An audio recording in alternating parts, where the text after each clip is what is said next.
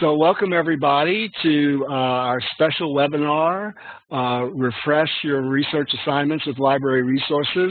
I'm Sam Enneman from the Center for Teaching and Learning, and I will be your host for this session. Please give me a check mark if you can hear me okay.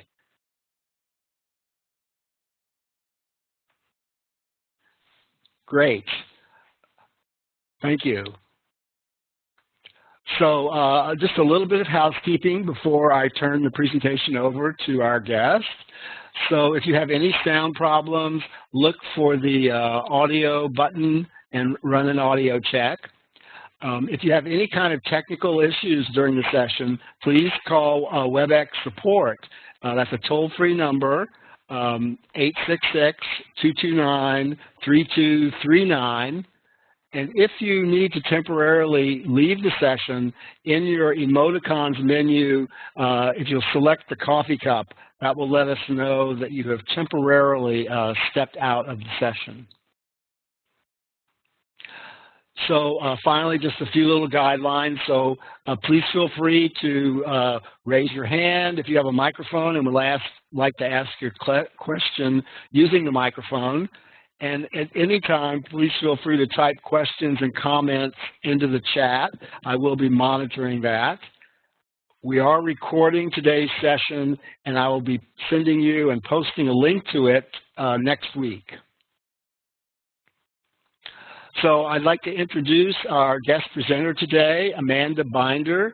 Amanda is from Atlkins Library, and she is going to help us refresh our research assignments. So please, let's welcome Amanda. Take it away, Amanda.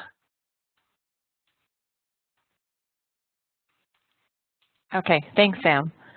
I'm just going to share my content so you can see my presentation.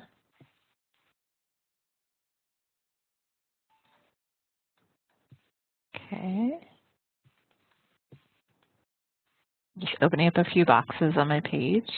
So thank you for attending today's webinar, and thanks to the CTL for allowing us to talk about this topic. Let me know if I'm going to move my slides into presenter mode. So let's see if everyone can see this. I'm just moving it around a little. So just give me I guess maybe a thumbs up or some indication that you can see my slides.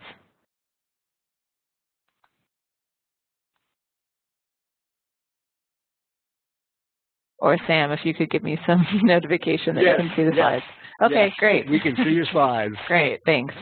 Okay, so today is going to be, it's a short webinar, so we're not really going to be able to go into too much detail and demoing of resources, but what I've prepared are some slides to just give you a brief introduction of different ways of refreshing research assignments with library resources.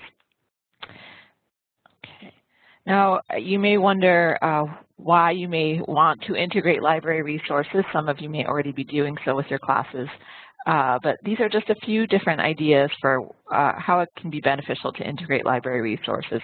The first is to expose students to resources that they can use for your class as well as other classes. So the library invests a lot of time and money into adding resources to our collection, and that is for the purposes of students, faculty, and staff use of those resources. So there's no better way of encouraging students and faculty, et cetera, to be using those resources than to integrate them directly into your courses. One of the benefits of integrating specific library resources into your class is that they can serve as inspiration for research topics. And I will use two different examples today of library resources that are relatively new to the collection, and I will show how they can be used as inspiration for research topics. And the third reason to integrate library resources is that by integrating the library resources, you also have the library as a partner in helping to develop content and think of ways of creating new research assignments and in-class activities that serve your goals for the course. And of course, there are librarians assigned to work with every department on campus, so you can always contact your subject librarian and work with us directly to help come up with ideas for integrating these resources. So we're a resource to you. Certainly you don't have to speak with us. You can come up with ideas on your own. But by working with us, again, you have another partner, somebody else to use.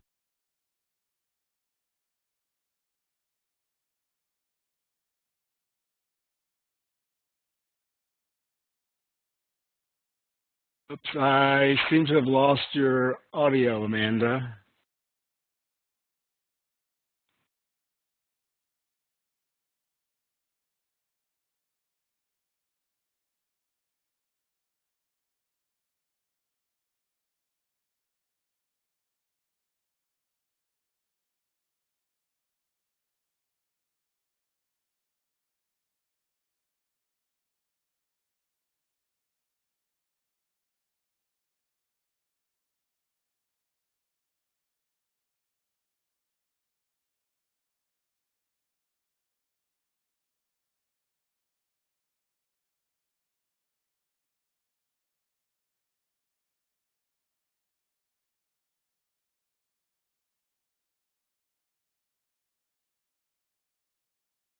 I'm not hearing you. Is anyone else hearing Amanda?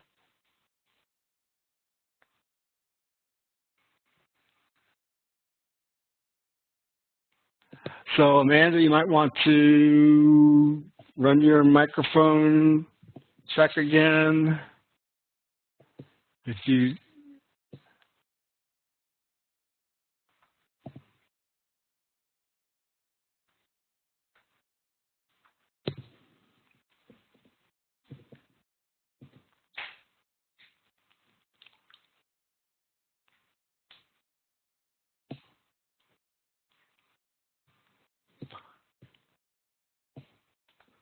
hold on, let me, I'm going to,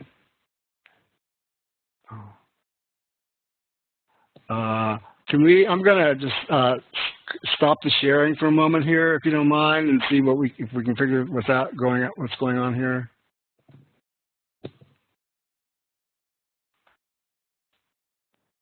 Okay, hold on.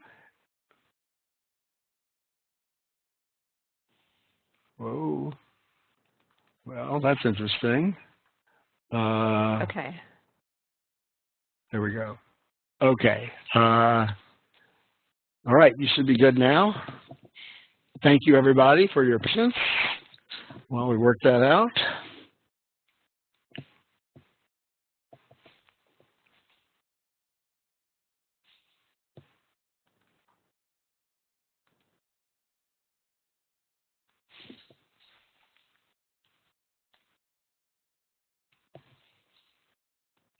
I'm just waiting for you, Sam. As soon as you make me the presenter or switch it over to me, then I can share my slides. You are the presenter.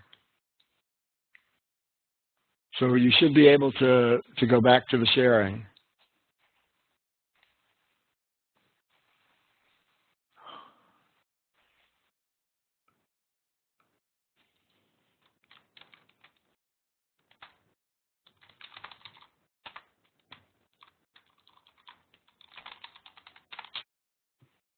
Okay, you should be good now.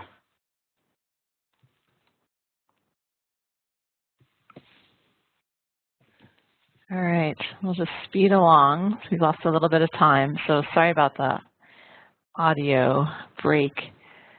I'm just going to move my slide back over.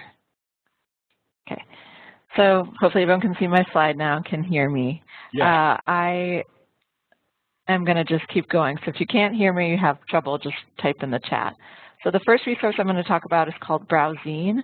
And this is a tool that can allow you to browse, read, and monitor many of the library's scholarly journals, either on a mobile device and now on a web-based platform. And the web-based platform is what we're going to focus on today since we're talking about classroom integration. So if you have any questions about how to use this tool as a researcher, I'll show you the next slide. It just talks about some of the key features of BrowZine.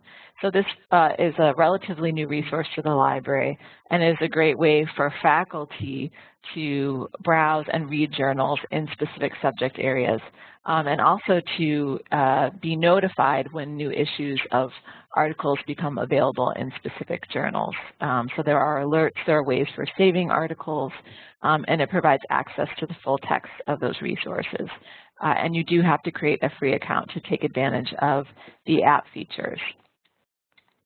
But what we're going to focus on for today's discussion will be BrowZine Web. This is the newest version of BrowZine, and this is a great tool to integrate into your courses because it has several features that are ideal for helping students think of topics for research papers. So one thing to note is that BrowZine is not a search tool for articles by keyword. So if you wanted students to use keywords to find articles within a journal, this is not the type of tool to use. But the ways in which it's great for integrating into the classroom is that when you get into BrowZine Web, you have a list of various subject areas, and these are broad subject areas. So here's one example on the slide is engineering and technology.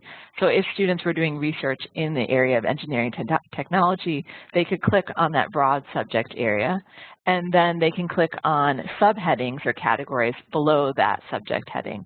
So for example, civil and environmental engineering, they could click on that, and then they could break it down even further. So one of the ways that you can use BrowZine and incorporate it into a classroom assignment is to have students navigate using the browsing feature within this tool to find relevant journals and journal articles in particular areas of research that interest them. So you could have students go into BrowZine and find one article related to the broad area of study that you're covering within your class. And then this is a good way to point them in the right direction of finding scholarly articles, because as we know, students will go to many different places to find research, right? They might conduct a Google search, they might go into a specific database, but this is a really targeted way of steering students towards scholarly research. You can also, if you want students to just browse a specific journal, you can link to a specific journal from BrowZine. And so you might have noticed sometimes students really struggle when given an opportunity to choose their topics. So it may seem exciting for students to be able to choose their topics, but sometimes this just leads them to feeling lost and confused, or choosing topics that have never been researched or are relatively new and are not available in the scholarly literature. So this type of methodology for creating a research assignment can inspire students to find ideas for research topics that are rooted in the scholarly literature. So that's just one idea for how you can use BrowZine to create research assignments. And you'll see this is just when you click on a specific journal, you can add a journal to your bookshelf if you want to follow it. You can browse related subjects. So this is just a way to get to different journals on related topics covered by this journal. And then you'll see you have links to the specific table of contents and the full text access to the articles within each journal. Okay, the next resource is the New York Times campus subscription. This was added to the library in the last few years. And basically, you and your students and all staff have full access to the NewYorkTimes.com through this campus subscription. So it provides full access to all the NewYorkTimes.com content, including news, videos, alerts. Any of the content that's on their site is now freely available to you, but you do have to create a free account with the New York Times, and I'll send you a link to that after I'm done with the slides. So this gives you access to all of the mobile apps for the New York Times as well as the web-based version. And one of the nice features is that allows for push notifications. So if you download the app for the New York Times, once you've created an account and you link it to your account, you can have push notifications come to your phone for various major news items that have just been released, or different categories of news that are of interest to you. It could be recipes instead of news if that's of interest. And then you can sign up for email notifications for predefined topics and custom alerts. So that's what we'll talk about with regard to course integration. So the first type of resource, we're all pretty familiar with the news items available from the New York Times, but they do have a whole library of videos that can easily be embedded into Canvas and into your course assignments and in class activities. So one way to think about using the New York Times videos is first you can see, this might be a little light, but on the left side of the screen you have a list of the various channels of the New York Times videos. So it covers politics, opinion pieces. They have their own documentaries that they create. They have business videos, videos on technology, culture, health, food, sports, etc., science.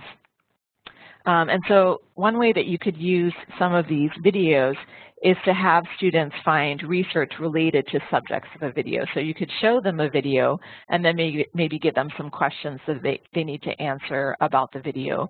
Or you could show the video within class and then use it as a way to have a discussion about the video.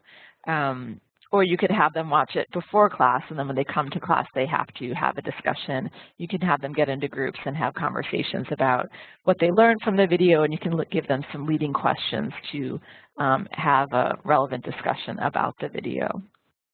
You could also have students do a search for videos on topics that interest them within the New York Times, and then you could have the students try and find research related to that particular video or about the topic related to the video. So you can use something popular like a video, which we know students really enjoy watching videos and learning from videos. And then you can have them apply it to what is the scholarly research that has been written about this topic. So those are just a few ideas for how to use those New York Times videos. The New York Times also has alerts, as I mentioned before. So you could have if you want your students to be engaged, as we all do, engaged citizens, and be engaged in what's happening in the world. Obviously, there are lots of different sources, and students may not want to use the New York Times, or you may not want to have students only use the New York Times. But what's nice is that you can create customized alerts. So let's say you want your students to follow specific topics in the news that interest them. You could have all of them set up customized alerts on those topics. And that way they could have a journal where they're reporting on what's being reported within the New York Times on that topic. So those are just a few ideas. Of course, there's lots more that you could do with the New York Times. And then the final resource I'm talking about is the New York Times in Education. This is an educational site that was created by the New York Times to provide content for faculty members and instructors to incorporate New York Times content into their classrooms. So they provide links to articles, videos, discussion questions, and each learning lesson includes as well learning objectives, which we know is important. So you do have to create a free account in order to access the New York Times and education content, and this is separate from your NewYorkTimes.com account, which is a little confusing, but just want to point that out. So I'm going to just show you some ideas coming from the New York Times in Education. You'll see here you can browse by topic, so it lists various topics in the New York Times in Education: psychology, math, elections, lots of different topics, and they're always changing up the topics as well. So this is a browse by topic for psychology. And these are all lesson plans and focused articles that are coming from the New York Times, but the content is actually curated by faculty members from across the country. So if you, for example, wanted to contribute and be a contributor to the New York Times in Education, you can contact me and I can put you in touch with somebody. But the first one there, Boxed In and Freaked Out, you'll see there's subjects listed below it and then learning outcomes. And then this is what a typical resource would look like within the New York Times in Education. So it has a link to the NewYorkTimes.com article. The faculty member that contributed this has created a summary, and they also include prompts. So this could be a way to create discussions within class surrounding or relating to an article in the New York Times. So again, that's just another resource that could be helpful to you as you're thinking of ways to incorporate the New York Times into your courses. And the New York Times in Education is really great for a lot of the LBST courses that we have, especially that new course on critical thinking that will be part of the fall semester. So those are just some ideas, and hopefully we're still in time to finish. I have links here to various resources that maybe Sam could share with you in my presentation. But that's all I prepared for today. So if you have any questions for me, these are, again, just a few resources that I wanted to highlight, but there are a lot more resources available at the library that you could incorporate into your classes. And again, the librarians are always excited and looking forward to working with you and collaborating with you on finding ways and thinking of ideas for how to integrate library resources into your courses. So if there's any questions for me, just let me know.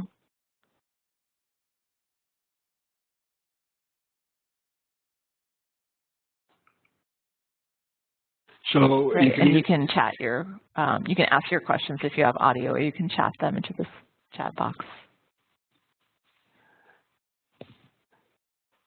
So Amanda, could you go ahead and stop the sharing and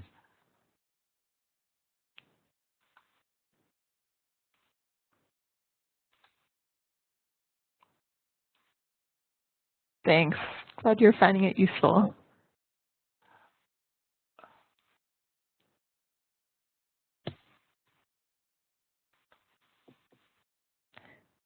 Well, Sam, if you want to switch it back.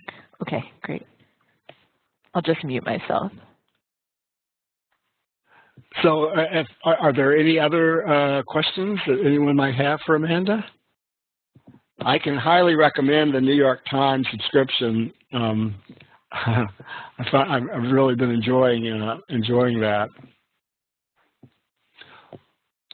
Well, okay, so you have Amanda's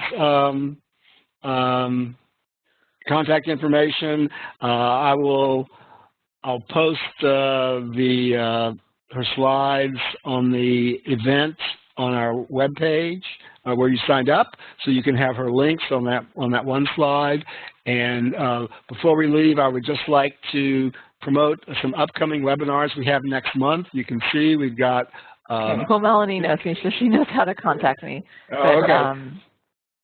That's all I have for today. So Sam, if you want me to send you anything else for the slides, let me know. And thanks again for giving me the opportunity to present one of the CTL webinars. Well, thank you. Thank you. So I just want to point out these webinars that we have coming up next month, the first half of next month. One on podcasting as a writing tool. On March 14th, enhancing interaction in your online course is the third of a series about teaching online. And then on the 16th, we have our regular CTL monthly technology workshop on design beautiful course navigation buttons. So with that, it's about lunchtime, I know, so I just want to offer everybody up a virtual dessert. So Melanie, please enjoy your virtual dessert. And thank you for attending. And thank you again for presenting, Amanda.